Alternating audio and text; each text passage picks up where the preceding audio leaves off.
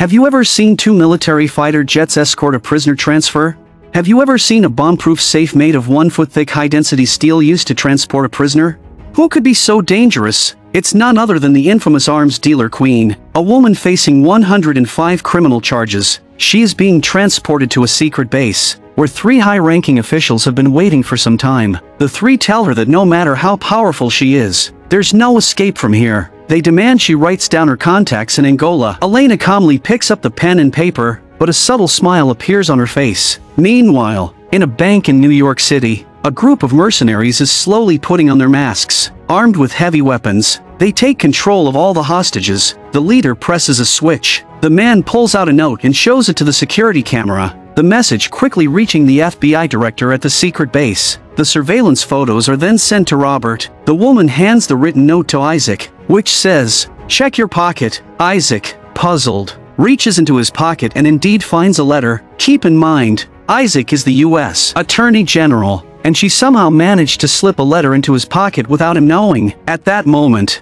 Robert shows the woman the surveillance photo, which reads, "Bow to your queen." The woman gives Isaac a look. A confused Isaac opens the envelope and sees the words, "I am queen." Isaac quickly identifies the traitor who planted the letter, but he still has no clue about Elena's ultimate plan. Police quickly surround the bank. Isaac smugly tells Elena that it's just a small-time bank heist, and her people have already been taken down. Elena, however, responds with authority. Well, let's see if the next one will have a kick. Sure enough, another storm is brewing elsewhere in New York City. In broad daylight, 3 masked mercenaries boldly storm another bank. Special Agent Val, who has dealt with Elena before, understands her methods and advises her superiors to immediately lock down the entire city and implement a defense plan for all 765 banks. The superiors think she's overreacting. Clearly unaware of the gravity of the situation, Val suspects Elena's next target might be the bank communications center and rushes there with her assistant. Just as they arrive, the building above them explodes. The 2 quickly draw their guns and move forward. At that moment, a masked man begins walking toward them from behind a glass wall. Soon, the radio reports that a 4th bank has been hijacked, followed closely by a 5th, sending the entire city of New York into panic. In the 2nd bank that was taken, SWAT plans to infiltrate through the underground ventilation system to rescue the hostages. But as the SWAT team prepares to open the vent, the beeping from the side catches their attention. The mercenaries had thoroughly studied the bank and were fully aware of their actions. A powerful explosion destroyed the entire underground, causing heavy casualties among the police. The live footage is streamed to the secret base, and the 3 ministers begin to panic. Meanwhile, this woman exudes the confidence of someone who is in complete control. Quietly anticipating the next move, Val suspects that Elena's ultimate target might be the Federal Reserve Bank and heads there first. SWAT will follow shortly, and indeed, they encounter Elena's men at the scene. At the same time,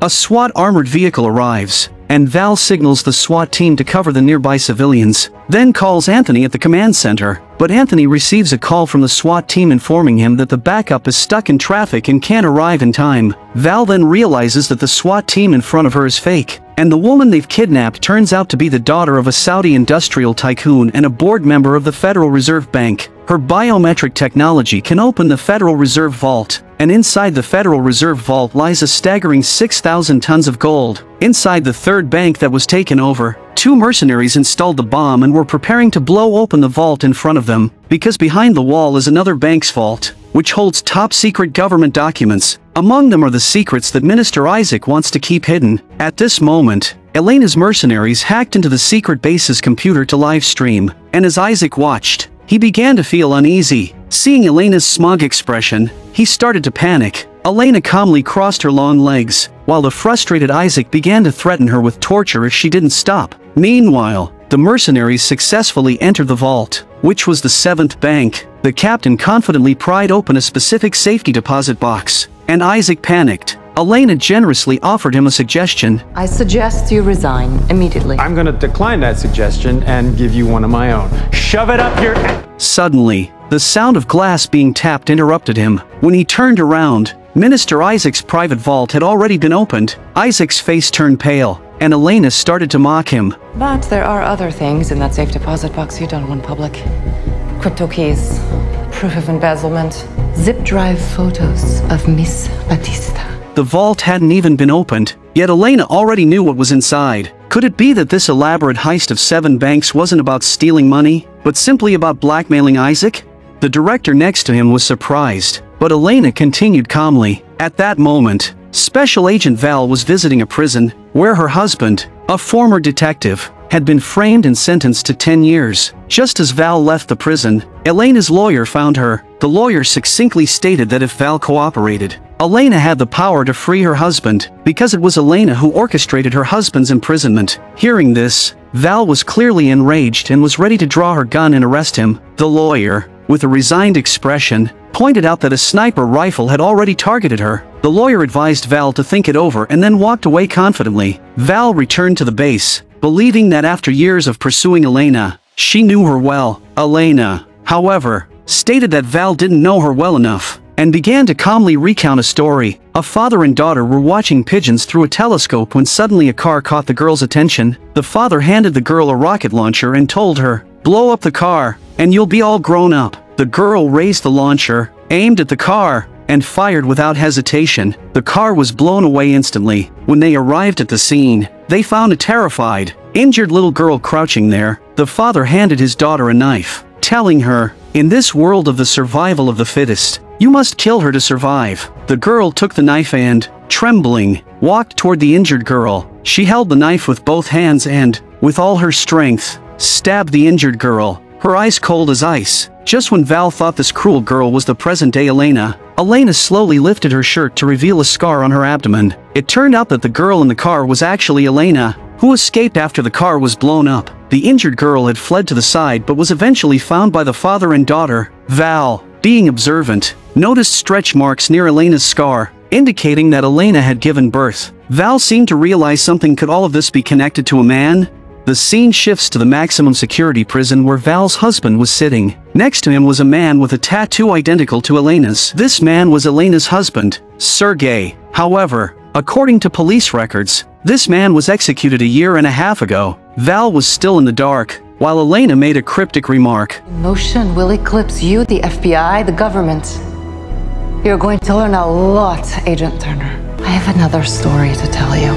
The boy was walking down the street talking on his phone when suddenly a group of masked robbers rushed out of a car. They kidnapped the boy and strapped a timed bomb to him. He was Elena's next target. Back at the secret base, where there were once 3 arrogant officials, only 2 remained, as Isaac had been stripped of his powers. Suddenly, the surveillance feed was hacked again, and the footage switched directly to the crime scene. The moment the hood was removed, Roxanne panicked. The man strapped with bombs was her son. An enraged Roxanne rushed down to confront Elena, demanding to know her purpose. Elena responded with authority. I'll settle for some new clothes. If anything happens to him, I'll hang you myself. Put her in prison orange.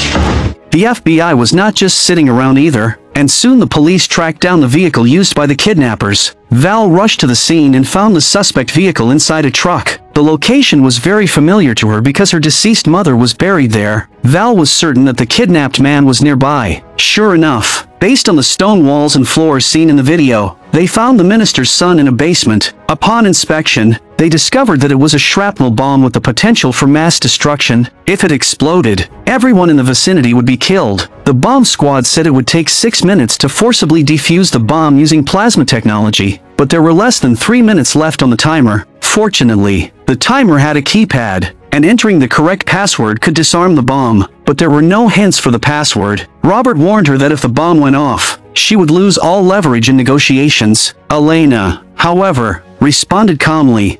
I don't think well in polyester. Val told the man that the kidnapper's target was his mother, so the password was likely related to her. In a panic, the man remembered that he had once sold heroin, and after being arrested, his mother, the minister, made a single call that got him released. At the time, the case was codenamed Snowman, but the password still didn't work, and time was running out. Mom's buried here. The B-I-G-B-Y.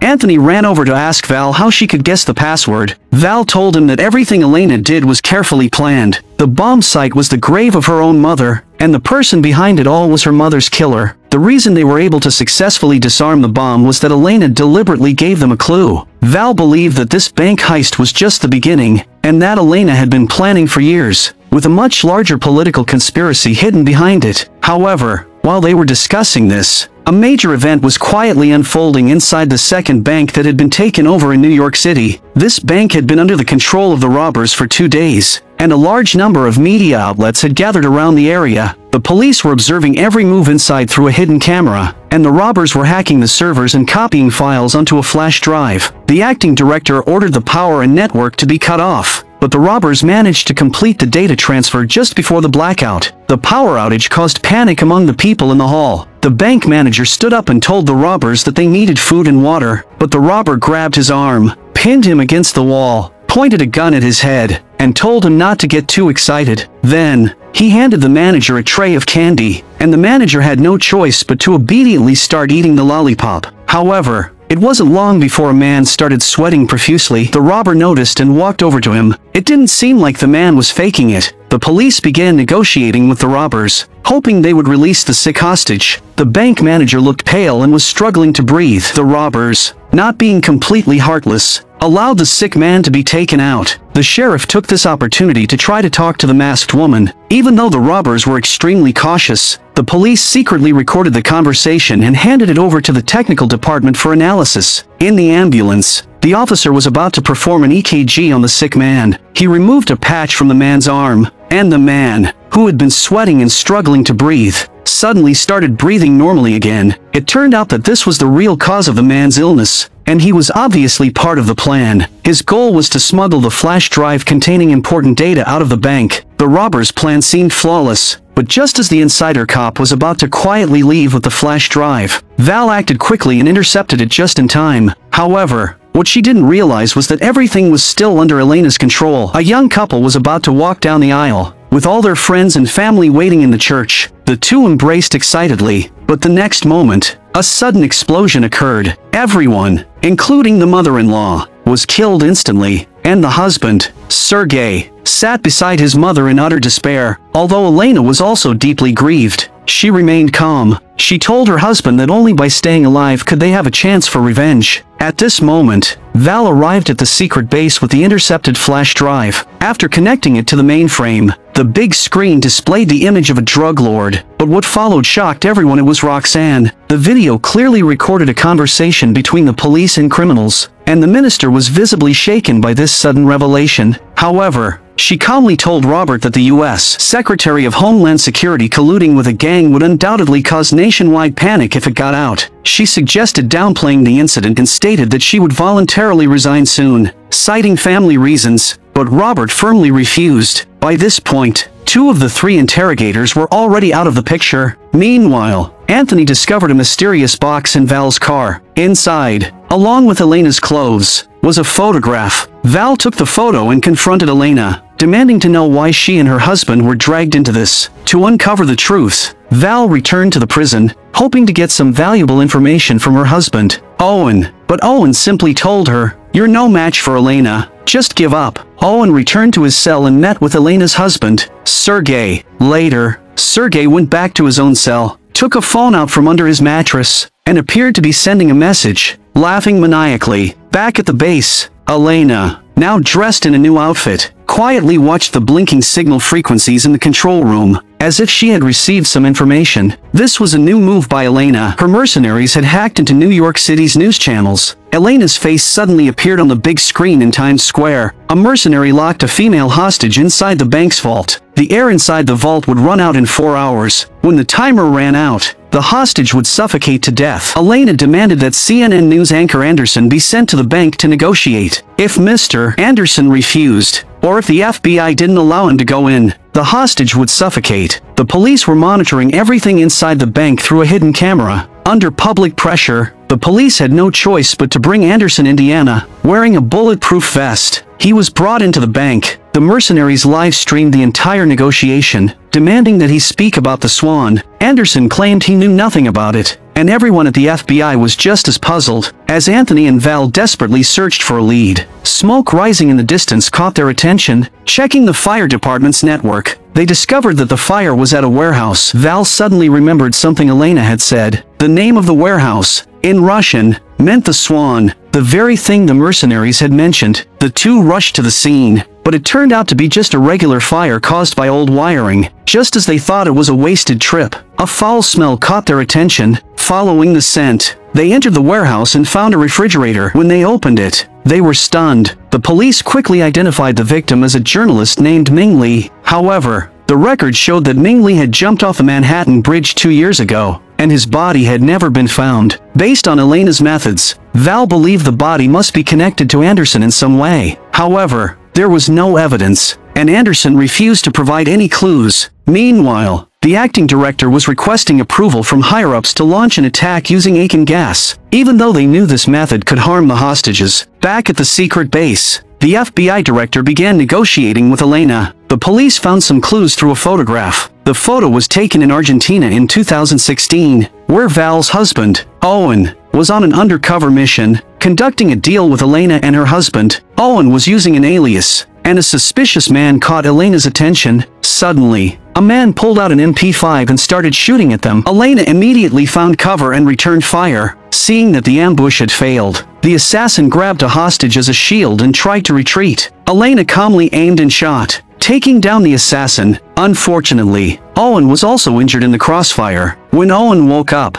he found himself in Elena's home. At the same time, Elena discovered his undercover identity. Back in the present, the oxygen levels inside the vault were rapidly depleting. The trapped hostages were barely hanging on, and the police were urgently formulating a rescue plan. Based on the clues Elena had provided, Val believed that news anchor Anderson must have committed an unforgivable crime. However, Anderson refused to confess, and the situation reached a stalemate. The police decided to open the ventilation system, planning to release the gas for a forced entry, but before the operation could begin, the robbers blindfolded all the hostages. Then, the high-voltage electricity on the street exploded, cutting off power to the entire block. The acting director quickly realized something was wrong and immediately ordered an assault on the bank. However, upon entry, they found that all the robbers had vanished. Fortunately, they managed to open the vault door at the last moment and rescued the unconscious hostages. It turned out that Elena had anticipated the police would open the vents to release the gas, which also opened an escape route for the robbers. The robbers had used the ventilation system to make their getaway. Everything was indeed part of Elena's plan. As the police were discussing the direction of the ventilation ducts, suddenly, money started raining down from the sky. The crowd surged forward to grab the money, creating chaos that blocked the police from pursuing the robbers. By the time the police broke through the crowd, all that was left were a few scarves from the robbers. Clearly, they had all escaped safely. However, Anderson had not yet been held accountable, and Elena wasn't going to let it go. After a tense but ultimately successful rescue operation, the police found themselves empty-handed, but they had safely rescued all the hostages. Val noticed that the woman trapped in the vault lived far from the bank. Logically, she shouldn't have been at this bank to be taken hostage. Knowing Elena's methods, Val suspected that nothing was coincidental, so she asked the woman. The woman revealed that Ming Li had left a number, 1164, before his death, though she didn't know what it meant. Val instantly realized that this was why Elena had locked her in the vault. Val found the safety deposit box numbered 1164, which contained Ming Li's laptop. There was a message written on it. Val immediately reported the evidence to Robert. According to the notes on the laptop, Ming Li had been investigating Anderson before his death. He discovered that news anchor Anderson was working for an underground organization called Balak. After finding out, Anderson had him silenced. DNA under the fingernails of the corpse confirmed Anderson's involvement, forcing him to confess to his crimes. Val successfully arrested Anderson.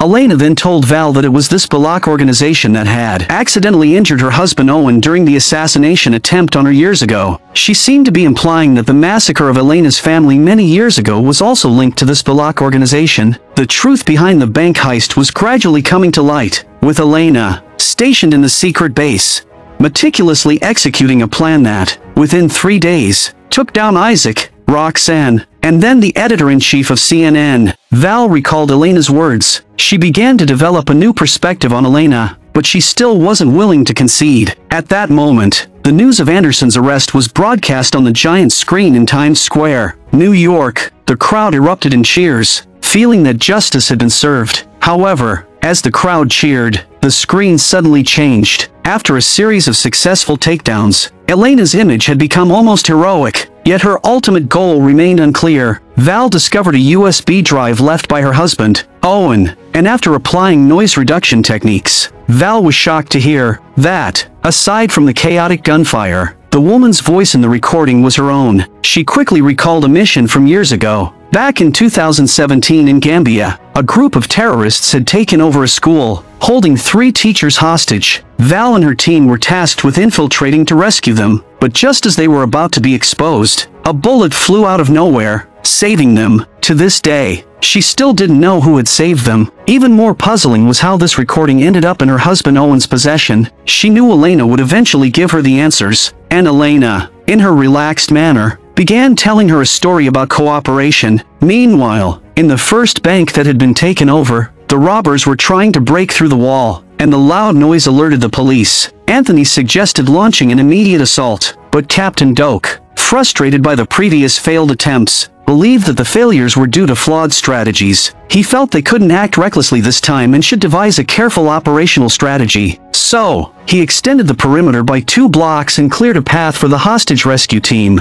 But just as the team was about to move in, the hostages suddenly ran out. By the time they stormed the building, the robbers had already vanished. When they discovered the breached tunnel, all the robbers had disappeared without a trace. Captain Doak had been outmaneuvered again, and in a fit of rage, he ordered Val to review all nearby surveillance footage. After all, the leader of these robbers was one of Elena's key operatives. However, Val believed that there must be a deeper reason behind Elena targeting this bank. Before she could finish speaking, an officer informed Doak that they had found a sophisticated circuit board. Sensing something was wrong, Val tried to warn Captain Doak, but he had already triggered a mechanism beneath his feet. A red laser wall suddenly appeared behind them. They were trapped. Captain Doak began to lose his composure. He was worried because the high-ranking officials Elena had taken down before were all exposed for their crimes in the end. He feared that he might be Elena's next target, and he began to agonize over whether he should confess his misdeeds. He called Robert, seeking to know if Elena had made any demands. Robert advised him to stay calm. After hanging up,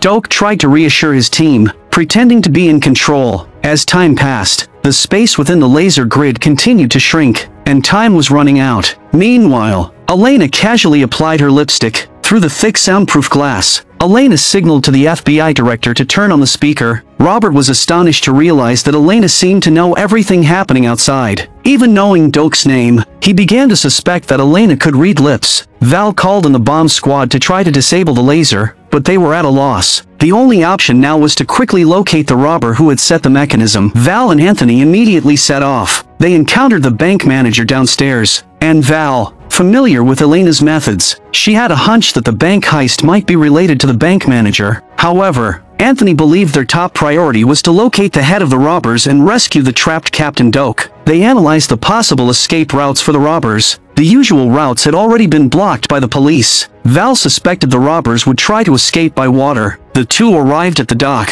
where the leader of the robbers, who had been at the bank earlier that morning, was standing nonchalantly, texting, as if waiting for them. Val warned him to raise his hands, but the robber casually tossed his phone into the sea. However, he also raised a grenade, indicating that he meant business. Through communication, Val learned that the robber wanted to speak with Elena. She immediately notified Robert, who looked at the note handed to him. Tell her to instruct the SWAT snipers to blow the fugitive's brains out. Stop! It was clear that Elena could read lips. He held the phone up to Elena. After that, the robber surrendered. Stand down. And Val asked him how to deactivate the laser, but the robber merely smirked. Meanwhile, the laser wall was inching closer, forcing the 3 trapped officers to press against the wall. Screaming in fear, poor Captain Doak shut his eyes in agony, but as the laser passed, they were unharmed. Captain Doak had been fooled again. Elena's target wasn't him. Just when everyone thought it was a false alarm,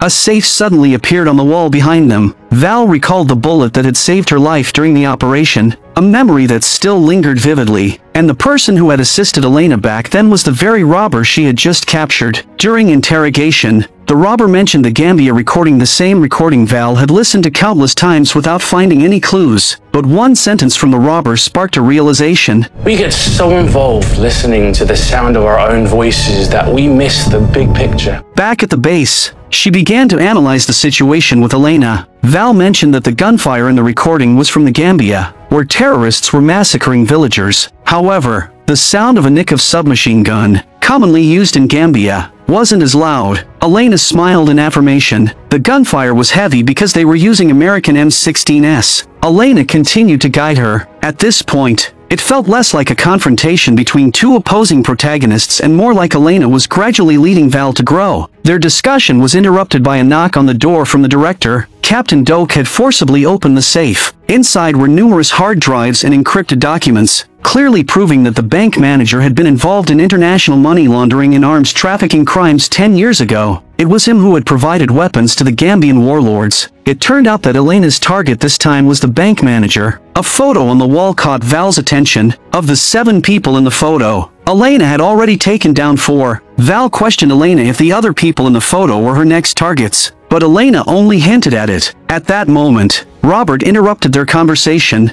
informing them that the diving team had retrieved the phone the robber had thrown away. The phone had been receiving messages from all over the country, but the messages were only in binary code, and the police were still investigating the meaning. Val seemed to understand something. Later that night, after Elena had fallen asleep, she went to the spot where Elena usually sat. Using that phone, she sent out a series of zeros and ones. To her surprise, the lights on the control panel began flashing in a pattern. She finally understood the secret behind Elena's control over everything. Elena was planning to target the Federal Reserve, which held 6,000 tons of gold, while being held in the U.S. secret base. She calmly sipped her tea as Special Agent Val continued to press her about her next target. Meanwhile, in New York City, the 6th Bank, which was the Federal Reserve holding the 6,000 tons of gold, was being hijacked. The mercenaries approached 2 hostages. These were no ordinary hostages. They were 2 members of the Federal Reserve's Board of Directors, and their biometric data could unlock the 3 vault doors. The robbers led the hostages to the underground security door, marked as Door 1,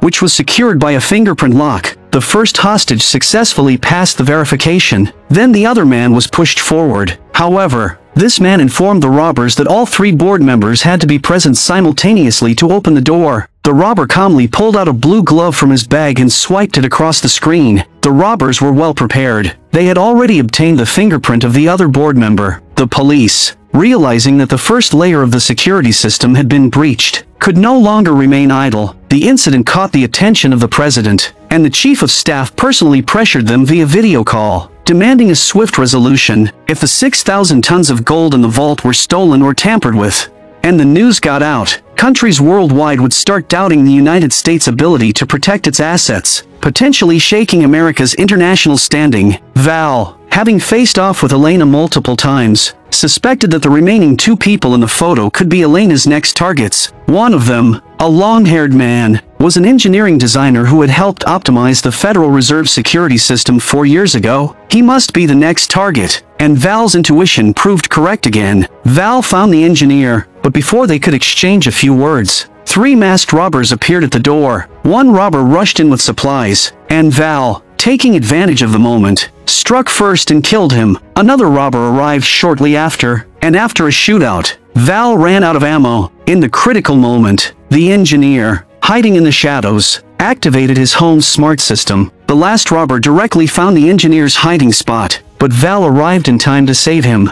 Robert, upon hearing that Val had been attacked, angrily confronted Elena. It was clear that these 3 weak robbers were not working for Elena. For the first time, Elena, who had always been in control, seemed to sense an ominous feeling. The robbers were trying to open the vault door, while Officer Val brought the engineer back to the station to help find a way to stop the robbers from entering the vault. The engineer analyzed the bank's blueprints and discovered a non-load-bearing wall in the basement. They could breach it to infiltrate the vault and reboot the security system's server. By resetting the recorded data, they could prevent the robbers from gaining entry. Captain Doak and the engineer led the demolition team to begin the operation. On the other side, bad news arrived. The robbers had already reached the vault's second security door. This door used voice recognition technology, and the 2 hostages successfully passed the verification. To open this door, All 3 board members needed to be present. When it came time to verify the 3rd member, a robber smiled and pulled out a recording device from his bag. They had already recorded the 3rd member's voice. The 2nd security door successfully opened, leaving only the final door, door 3. Once this door was opened, the robbers would have access to the 6,000 tons of gold in the Federal Reserve's vault. Captain Doak panicked, but the security engineer calmly told him that unless the robbers could pull out the 3rd board member's eyeball, they wouldn't be able to pass the retinal scan to unlock the 3rd security door. At that moment, they had successfully infiltrated the server control room, but erasing the database would take a few more minutes. Meanwhile, Val was interrogating the robbers she had just knocked out. Based on the robber's disdain for Elena and his arrogant attitude, Val believed he was telling the truth. He worked for the Balak organization, but why would Balak want to kill the engineer when the engineer was Elena's next target?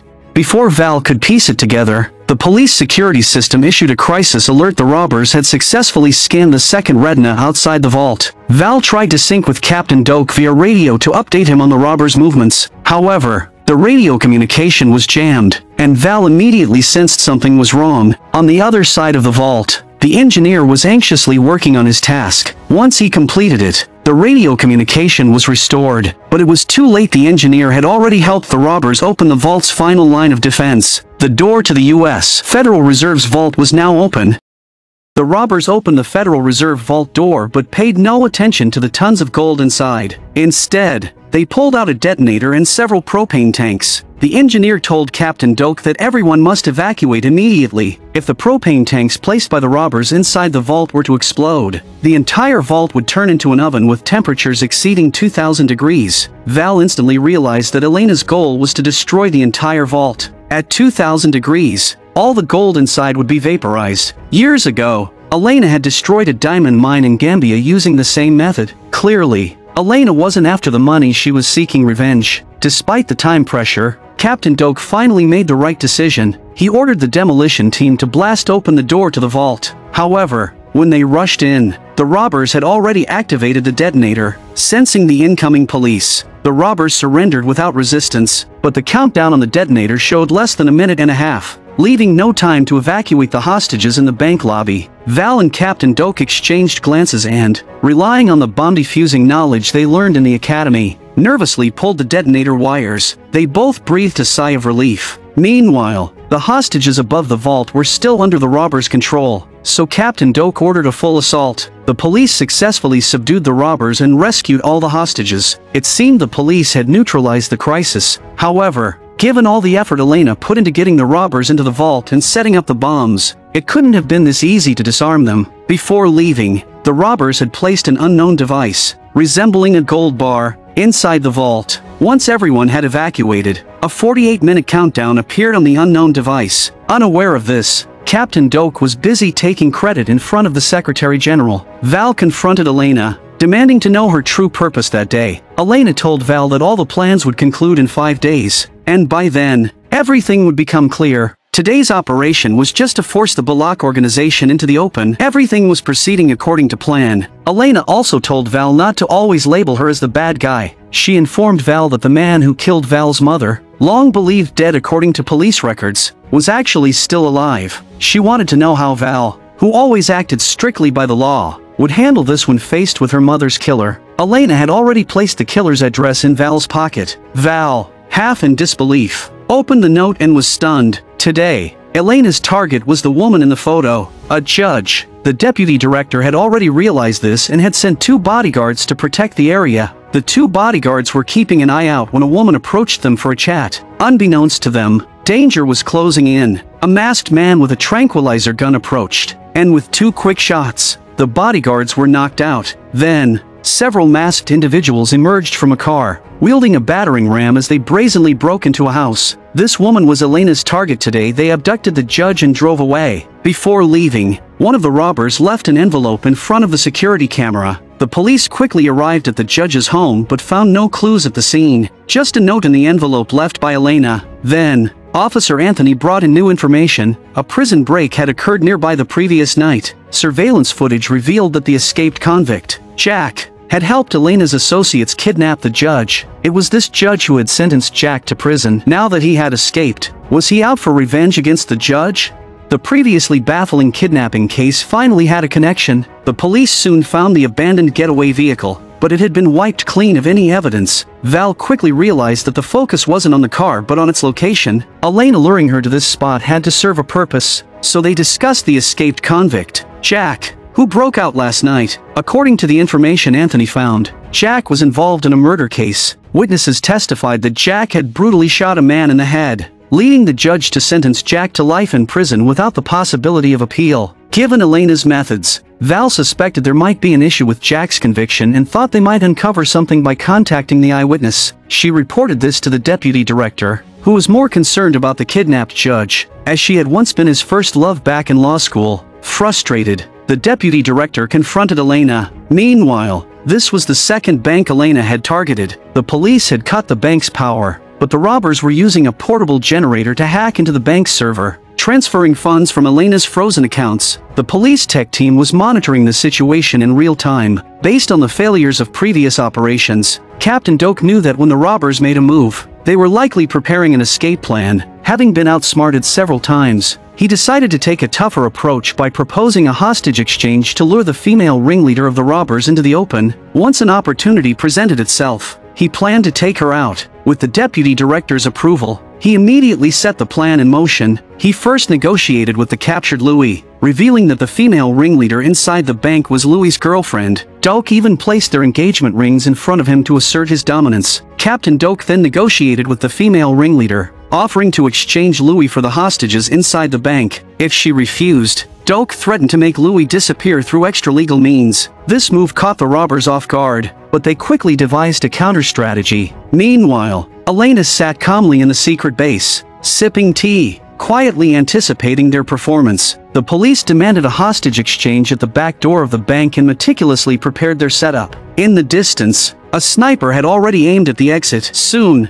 Louis was brought up by the police. The police agreed with the robbers that for every hostage released, Louis could take one step forward. At the same time, the sniper maintained a constant aim, targeting the female ringleader of the robbers. The plan was to take her out as soon as she appeared. To prevent any police trickery, the female ringleader exchanged a code word with Louis before the exchange began. As the hostages were released one by one, Louis moved closer and closer to the bank's back door. Amidst the chaos, Louis suddenly dashed back into the bank. Everyone found it strange that despite the police firing at Louis and the hostages, no one was harmed. Without time to think, the police quickly evacuated the hostages and stormed inside, only to find that the robbers had escaped through a tunnel. Captain Doak's mind was racing, and when he pulled out Louis's ring, he realized the ring was missing. It seemed the police had been outsmarted once again, but the tables were about to turn. Later, Louis and his girlfriend were celebrating their successful escape, unaware that Captain Doak was standing right behind them. It turned out that during the hostage exchange, the police had deliberately missed their shots because they were using blanks. They wanted to capture the robbers alive. Doak had intentionally let Louis steal the ring,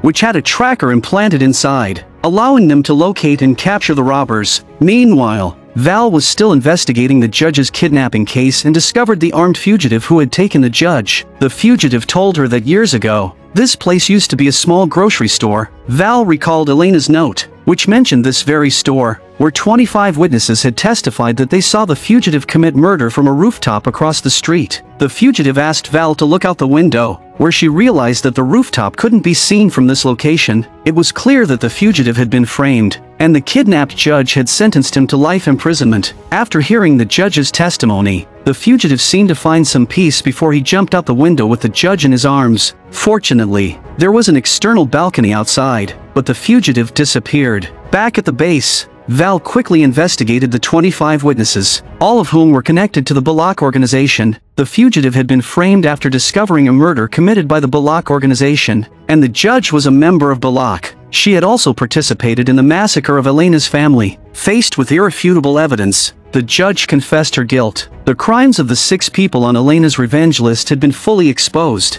but Val couldn't find peace back home. She remembered the address Elena had left behind, the one she said belonged to the man who had killed Val's mother and was still alive. Following the address, Val found the man, who had changed his name and identity. During their conversation, a delivery man handed over a pack of cigarettes. Val knew her mother's killer was right in front of her but was helpless. Though in deep pain, She decided to gather evidence and bring him to justice through the legal system. She had just taken a few steps when the man, who had taken a puff of his cigarette, suddenly collapsed from poisoning. The delivery man had laced the cigarette with poison. It was clearly one of Elena's people who had done it. Val rushed back to the base, where Elena was already in her pajamas. Val asked Elena if she had called her there just to witness her mother's killer die. Elena replied that now Val could finally get a good night's sleep. As they talked, the lights suddenly went out. Judging by Elena's expression, the power outage wasn't her doing. Outside the secret base, a man activated a mysterious device, plunging the entire base into darkness. A killer armed with 2 military knives infiltrated the base, but fortunately, an old generator provided a weak emergency power supply. A faint red glow lit up the base,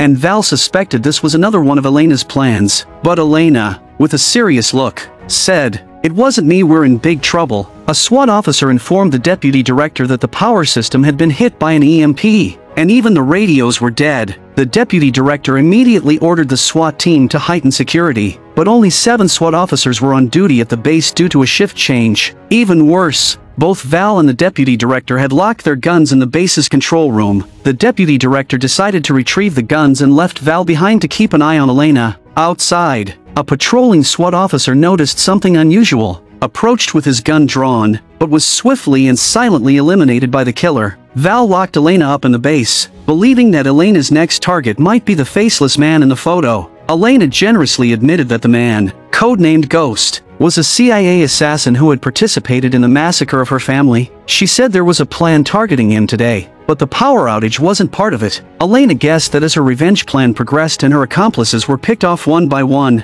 Ghost had grown restless and decided to strike first by coming to the base. If an outside attack was indeed happening, Elena requested to change into clothes more suitable for action. Val found the deputy director and asked about Ghost. The deputy director confirmed that Ghost had defected 2 years ago, while what Elena said might be true. He was more inclined to believe it was a trick to escape. He then remembered Elena's 2 henchmen, who were also locked up in the dungeon. The EMP might have disabled the electronic locks. Elena's associates, Louis and his girlfriend, seemed to notice the fluctuating lights and sensed that the electronic lock might be compromised. If they timed it right, they might be able to escape. At that moment, the deputy director arrived. Seeing that the door lock was secure, the deputy director felt reassured and left. But shortly after he walked away, Louis's door unexpectedly opened. He quickly tried to help open his girlfriend's door. However, a noise from around the corner caught his attention, prompting him to check it out immediately. His anxious girlfriend desperately shook the door, and fortunately, as the lights flickered, the door opened. But when she hurriedly ran to the corner, she found Louis barely clinging to life. The FBI prison had been attacked, and the deputy director's only weapon for self-defense was an iron rod. Turning a corner, he encountered 2 injured prisoners. The deputy director had no choice but to take them to the center of the base, as it was the safest place at the moment. After a professional assessment, the deputy director discovered that Louis had a pneumothorax due to his injuries, and he rushed off to get medical supplies. Louis's girlfriend, however, suspected a trap, thinking that after all, he was a cop and they were bank robbers. Val explained that even though they were prisoners, it was still the police's duty to protect them. The girlfriend remained skeptical of his medical skills. Val reassured her, saying that the deputy director wouldn't have reached his position without being exceptional. He was once a professional medic in the Marine Corps. During their conversation, the deputy director arrived with a medical kit and began treating Louis. Elena realized they couldn't just sit and wait, especially with the enemy closing in and their guns locked away, with no proper weapons to fight back. The deputy director recalled that there was an old storage room in the basement with a physical lock. However, going alone was too dangerous, so he asked Val to take someone and retrieve some weapons. Reluctantly, Val unlocked Elena's handcuffs but was cautious and cuffed Elena's hands to her own. When they reached the storage room, they found it had been abandoned for years, and there were no proper weapons, just a rusty dagger and a corroded handgun. Elena, with her years of arms dealing experience, warned Val that firing the gun would likely blow her hand off. Fortunately, they found an old landmine that Elena deemed somewhat usable. They also found the base's blueprint, which revealed a passage leading directly to the center of the base. Back at the bunker, Val suspected the assassin might enter through the ventilation ducts. With no weapons, they debated evacuating immediately, but Elena suggested using the enemy's movements against them. Elena devised a plan, and the deputy director moved Louis to a safer location. Not long after, A noise echoed through the ventilation ducts. The assassin, known as Ghost, had indeed entered through them, only to be met by Elena, who was waiting with her foot on the landmine. Val faced off against the assassin with the old gun. Just as Ghost was about to reveal crucial information, Elena made a sudden move, diving behind a steel table for cover. However, there was an awkward moment when the old landmine didn't explode. The assassin looked puzzled as he took a few steps forward, unable to believe that these two high-profile targets were planning to hide behind a table with a gun pointed at him. But in the next instant, the aged mine finally detonated with a delayed explosion. Though blasted away, the assassin remained formidable. Val seized the moment and struck him with a chair. As the assassin struggled to regain his senses, Elena moved in from behind and used the handcuff chain to choke him. Together, they managed to subdue him. Just as this crisis was resolved, trouble was brewing at the prison where Elena's husband was being held. In 2018, in Rio de Janeiro, Elena had just given birth to her daughter. As a new mother, she had no idea how to be a good parent. The baby's relentless crying nearly drove her to the brink, and with her husband absent, Elena was left with only loneliness and despair. That's when a woman came into her life and saved her. This woman patiently guided her, sharing parenting advice from her own experience. After weeks of bonding, they became inseparable friends. She helped Elena through that difficult time, and Elena, in turn, gifted her a precious family heirloom, a ring passed down from her mother. But then, a call from her husband shattered the seemingly peaceful life. He warned her that the friend in front of her was using a false name and cautioned Elena to be careful, saying he would return soon. Sergei did come back not long after, and by then, Natalia was calmly reading a book at Elena's home. Their conversation was civil, but there was an underlying tension. Natalia warned Sergei not to act rashly, threatening that if she didn't leave the house safely, a dozen machine guns outside would turn it into a war zone. In the midst of the conversation, Elena burst in with a gun, demanding to know who Natalia worked for. Natalia admitted that her mission was to wait for Sergei's return and take them both down, but she hadn't expected Sergei to be aware of her plan. In the end, they reached a stalemate, and Natalia had to leave. Elena's rage was overwhelming. She had trusted someone, only to endanger her family. The sound of the prison alarm snapped Sergei out of his memories. A fire had broken out in Block B of the prison, and all inmates were being evacuated to the cafeteria. Far from the fire, the acting warden informed them that the fire department was on its way. But the restless prisoners were not easily placated. With someone stirring up trouble, a riot broke out. One inmate, armed with a sharpened toothbrush, charged straight at Sergei. It turned out he had a grudge against Elena's husband and saw this as an opportunity to eliminate him. Luckily, Val's husband intervened in time but accidentally killed the attacker. Back at the base, Val and Elena had just dealt with the SWAT team that had arrived late. Although they managed to capture the CIA assassin,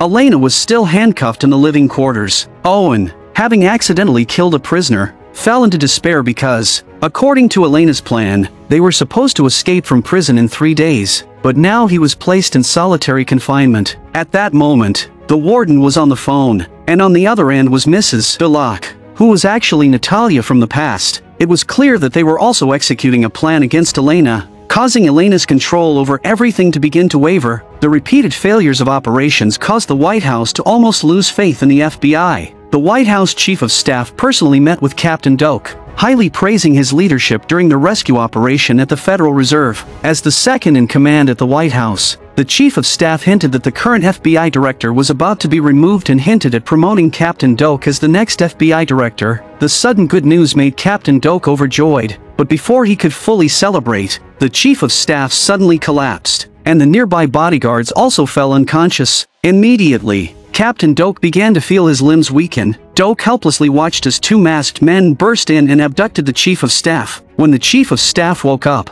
he found himself tied up in a small confined space, with the surveillance footage directly sent to the President of the United States. The President personally called the FBI director, demanding that the situation be resolved quickly. However, as soon as the video call ended, the small space where the Chief of Staff was held began to slowly fill with gold-colored paint. An anxious Val went to find Elena. The police quickly investigated the scene and discovered that the robbers had used a gas hidden in a vase to knock out their victims. By carefully reviewing the surveillance footage outside the door, the sharp-eyed Val quickly identified a suspicious vehicle used to deliver flowers. The police then traced the target vehicle, but the exterior of the truck had been thoroughly cleaned. However, the residue of clay inside the truck, which stood out, caught Val's attention. Val believed this might be a clue left by Elena and arranged for Anthony to send it to the lab for analysis. Meanwhile, an online video was causing an uproar on the internet. A blogger, claiming to be a skeptic, revealed to the public that mainstream media had been covering up the truth about Elena's bank heist. According to his investigation,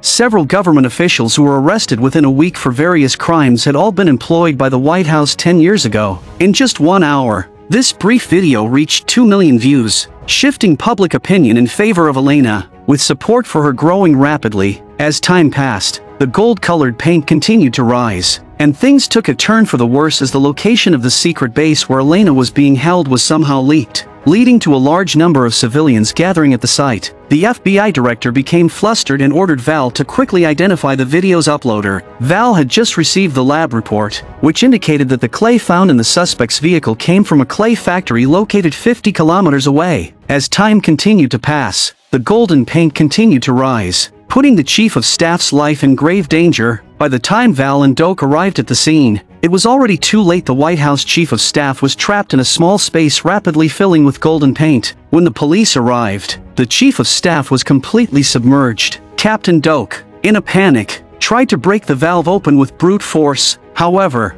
Val noticed that the pipe had rusted with age, and she quickly found a steel pipe. After several attempts, she managed to pry the pipe open. As the gold-colored paint flowed out, the water level inside the space gradually dropped, revealing the woman's head. With a sudden fit of coughing, the chief of staff surprisingly regained consciousness. However, just as this news came in, Officer Anthony uncovered information about the clay mine linked to the crime. It turned out that the land was owned by none other than the kidnapped chief of staff. Val was puzzled as to why Elena had targeted the chief of staff, but she told her that Elena's reason for targeting her might be the same as why she had targeted Val. She explained that Elena liked to recruit intelligent and capable individuals for her own use, and she also reminded Val that owning oil land wasn't illegal, cautioning her not to investigate the wrong angle. She also warned Val to be mindful of her attitude when speaking with people from the White House. The police quickly tracked down the blogger who had posted the video. At the same time, this person was rallying people to gather outside the Federal Reserve Bank. Among the crowd,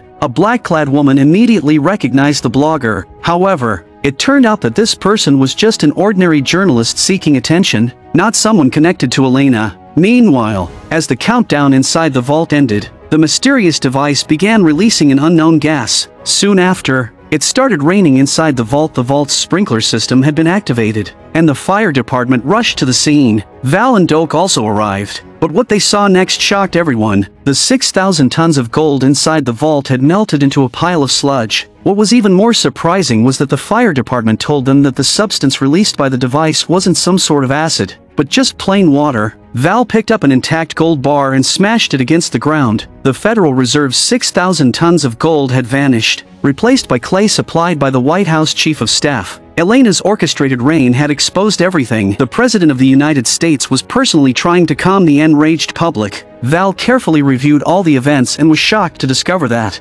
although all the people in the photos had been punished, the person who took the photo must have also been in the room. Anthony then revealed to Val that on the day of the explosion at Elena's family's wedding years ago, the person who took the photo couldn't have been the chief of staff. Upon investigation, it was found that the chief of staff was serving as a colonel in a military unit out of town at the time. When they checked the log of who entered and exited the White House that day, the name of a relatively junior senator caught their attention. If the person who took the photo years ago was indeed that senator, then the implications would be catastrophic for the country, because that once junior senator had since climbed the ranks and had now become the President of the United States. Their theory was confirmed by the Chief of Staff. Based on the Chief of Staff's reaction, Val concluded that he hadn't known about the explosion at Elena's wedding. What surprised Val even more was that the funds used to purchase the clay mine came from the President's sponsorship. This also means that the production of the 6,000 tons of fake gold is backed by none other than the current president. Val realized once again that Elena might be right. Anthony, on the other hand, recognized that having uncovered such a massive conspiracy, their safety might be at risk. Val reassured him that as long as no one knows the president is a suspect, they are relatively safe. As long as the news of the gold heist is kept under wraps by the authorities, it won't cause public panic for the time being. Suddenly, the reporter who posted the video interrupted them, wanting to know what happened when a group of firefighters rushed into the bank. Val quickly tried to calm the crowd, but as she walked away, a passing firefighter picked up a phone from the ground and discreetly handed it to the reporter. Upon checking the phone, the reporter found a video of the gold melting in the vault. Val went to the FBI director to report the seriousness of the situation. The always upright director listened carefully. A year and a half ago, when Elena was preparing her revenge plan and knew that danger lurked everywhere, she sent her 4-year-old daughter to a remote farm in upstate New York. However, the police had previously tracked down the farm through decoded messages sent to Elena and had already put the place under surveillance. In a critical situation,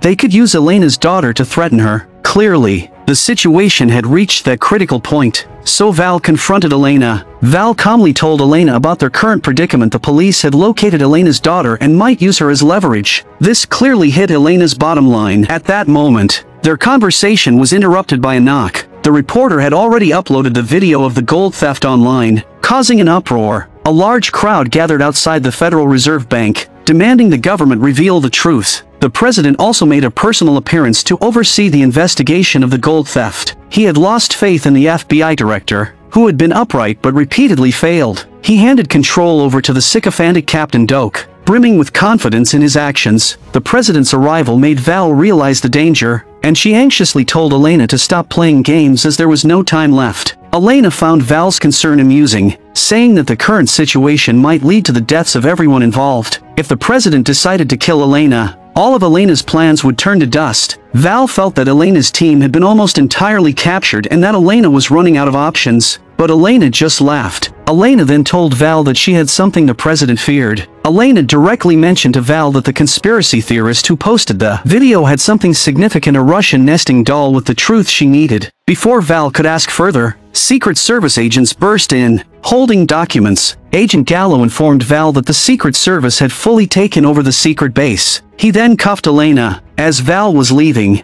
Elena reminded her that she might not survive until nightfall, urging Val to make the most of the time left. Elena was hooded, but she said something thought-provoking before being taken away. Agent Gallo then pulled out a box containing a neural substitute, also known as truth serum. Even with the hood on, Elena guessed their intentions. Val wasted no time and immediately headed to the conspiracy theorist's residence with Anthony. But when they arrived, they discovered that the conspiracy theorist had already been silenced. Val noticed the theorist's car, and Anthony traced its recent movements using the license plate. They found the theorist's wife in a hidden room filled with information on the Balak organization. In this room, Val uncovered details about a 2015 traffic accident that seemed like a simple accident but had directly led to a minor senator becoming the current president. The person who died in that accident had been another presidential candidate. Val instantly realized that the Russian nesting doll likely contained evidence of the president's involvement in illegal activities and possibly murder. Elena was strapped to a chair, awaiting brutal interrogation.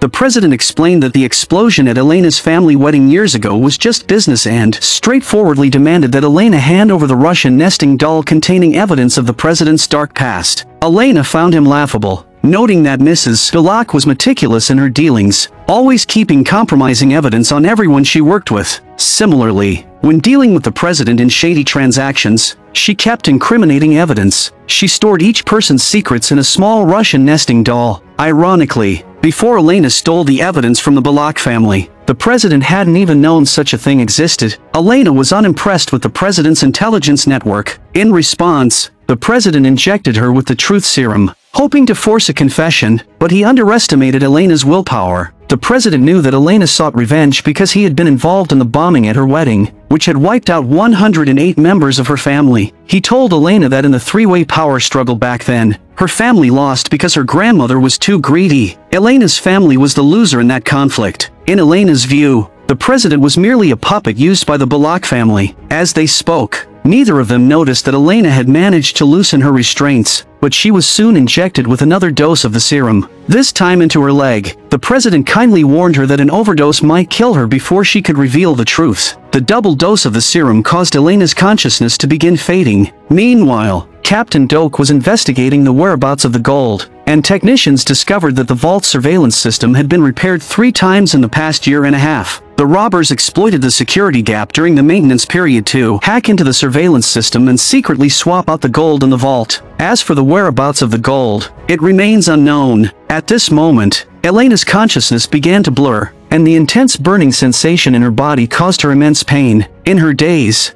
She hummed a tune as if she could see her daughter. The president then took out another dose of the substitute serum, which led to the first and only time that the ever-dominant Elena begged for mercy. Elena's willpower finally collapsed, and she revealed the fate of the Russian nesting doll. She disclosed that the doll containing the secrets was in a safety deposit box at the Republican Bank of New York, one of the two banks currently controlled by Elena's people. Upon hearing this, the president immediately ordered the Secret Service agents to take the bank. When asked what to do with Elena, the president casually said, "Kill her." The Secret Service launched an operation on the bank, and Val also received the news. She believed that no matter how severe the torture, Elena would withstand it, because even in death, Elena would never yield to the president. Elena still controlled two banks, and unless she was willing to give up one, the police would not be able to breach them. Since Elena had directed the Secret Service to one of the banks, Val reasoned that the real evidence must be in the other bank. And indeed, she was right. When the Secret Service stormed the bank, the robbers inside offered no resistance, and as expected,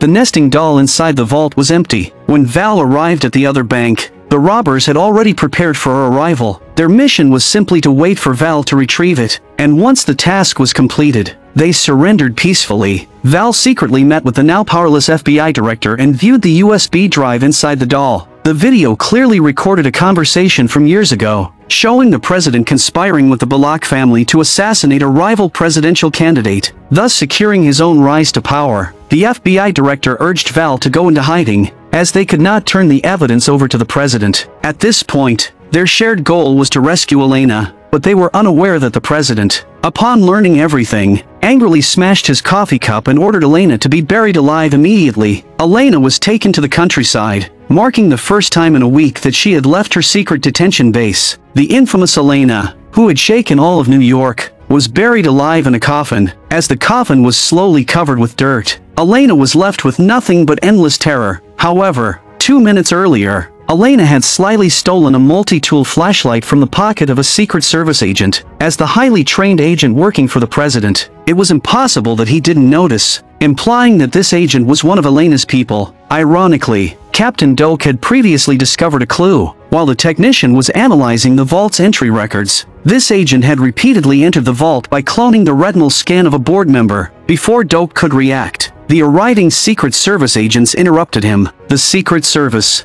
armed with the president's orders, forcibly took over the FBI investigation, unplugging the monitors showing their findings and demanding all reports related to Elena's case. The FBI was effectively sidelined. If Captain Doak had reported this anomaly to the president, it could have brought down Elena. However, the foolish Doak lacked the intellect to do so, while the FBI director, recognizing the oddities, chose to remain silent. At this point, he had already allied himself with Elena because he stood for justice. It seemed that everything was once again under Elena's control, but then new complications arose in the prison. Val's husband, Owen, was a crucial part of Elena's plan. According to the established plan, Owen and Elena's husband would escape from prison the next day, but at this moment, Owen was secretly sending messages to the outside, and the recipient was not Elena but her archenemy, Mrs. Balak. Clearly, Owen had betrayed her. Not long after Elena was buried alive, her mercenaries located her through the tracker embedded in her personal emblem. With a sharp gasp, Elena woke up, ready to continue her unfinished plan. Elena's first priority was to find her daughter, as she was her only weakness. However, the FBI had already placed her daughter under 24-hour surveillance. On the president's orders, Captain Doak was sent to capture Elena's 4-year-old daughter, but when they threw a flashbang and stormed the location, they found that they had been tricked. Elena had already moved her daughter through a tunnel. After a brief moment of tenderness, Elena drove away with her daughter, and by the time Captain Doak followed the tunnel, it was too late. Returning empty-handed, Captain Doak reported the situation to the president, only to be harshly reprimanded. He was then ordered to retrieve the Russian nesting doll from Val. Completely engrossed in the pursuit of power, Captain Doak was unaware that the man standing at the pinnacle of power, the President of the United States, was utterly subservient to the Balak family. When the president returned to his office, the mysterious Mrs. Balak was already there, waiting with a knife in hand. Mrs. Balak was furious, having just lost a truckload of gold. According to their long-standing plan, the Balak organization had supported the president's rise to power, and in return, the president helped them steal gold from the Federal Reserve. They melted the gold down and had prison laborers fashion it into inconspicuous buttons. Today, They were preparing to move the 4 truckloads of gold that had been fully processed. Elena had been preparing for this for years. A year and a half ago, she planted her husband Sergei in the prison to monitor their every move. Elena's people marked the last truck in advance. Sergei and Owen found the equipment and guns hidden by Elena under the truck. They hid beneath the truck, successfully sneaking out, but narrowly missed meeting Val. When Val learned of the prison break, she also discovered that Elena's husband Sergei was still alive,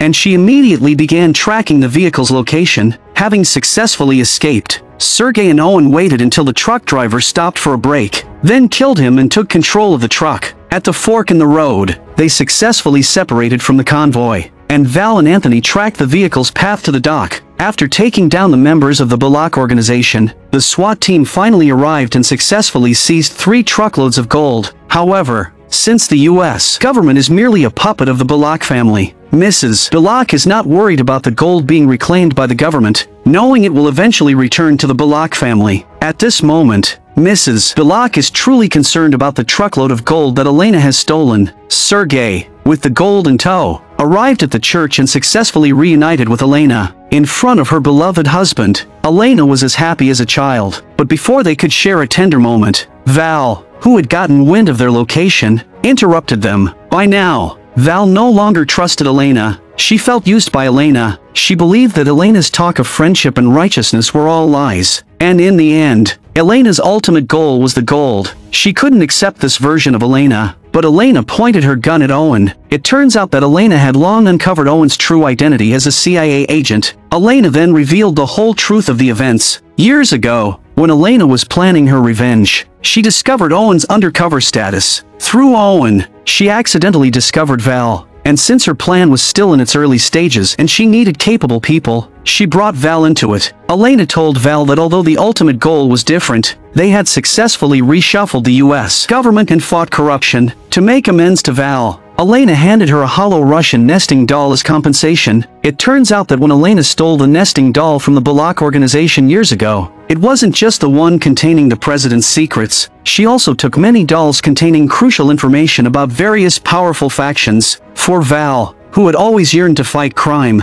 this was the perfect gift. As for where the items were hidden, Elena did not disclose the location. Under heavy gunfire, Val could only watch as Elena walked away. Elena instructed her subordinates to secure the stolen gold, while she and her husband prepared to head to the airport. They believed that the 3 of them would never have to be separated again. Confident in her perfect plan, Elena let her guard down this time. Roadblocks spiked the tires, forcing Elena's car to stop. Several armed members of the Bullock family surrounded them. Her husband Sergei, despite his skill, was outnumbered and eventually overpowered. Then Mrs. Bullock arrived, and her men snatched Elena's daughter. During the struggle, Elena was also shot. Mrs. Bullock feigned kindness as she comforted the little girl and explained the deep-rooted conflict between the Elena family and the Bullock organization. When Elena was a child, her car was bombed while driving with her father. Though she narrowly escaped death, they were chased down by a father and daughter, forcing Elena to fight back. The man Elena killed with a throwing knife was Mrs. Bullock's father, and the woman whose neck was snapped was Mrs. Bullock's sister. When the Bullock organization orchestrated the church bombing that wiped out Elena's family, Mrs. Bullock's revenge was complete. At this moment, she only wanted to reclaim the truckload of gold Elena had stolen and the Russian nesting dolls that were crucial to her family. Severely wounded, Elena staggered as she tried to chase after her beloved daughter, forgetting about her unconscious husband in the car. As the men left, they casually tossed a timed explosive into the car. With a deafening explosion,